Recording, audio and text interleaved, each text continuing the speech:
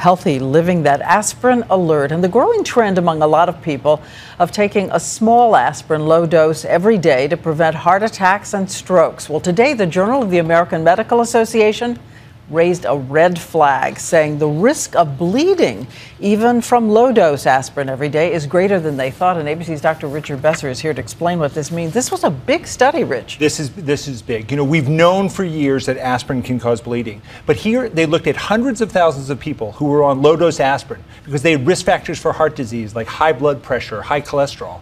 And they found that the risk of bleeding was 5 times as great as we originally thought. Now here's why that matters.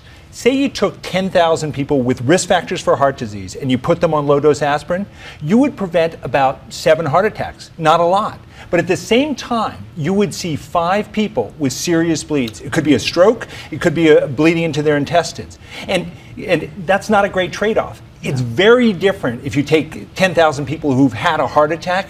There you're going to prevent about 250 heart attacks. And that's so big. If you've not had a heart attack, the trade-off is not great. And I confess I'm one of those who decide, oh, why not? Can't hurt you. But the bleeding is serious. That's right. You know, this is a real medication. Unless you have had a heart attack or serious heart disease, it's not a great trade-off. And tell me how this bleeding works. So aspirin does 2 things. It can directly irritate your stomach and cause bleeding, and then it prevents that bleeding from stopping. You know, take a look at this. This is the normal situation. If you have a little nick in a blood vessel, the platelets come together with proteins in your blood and form a nice, strong clot.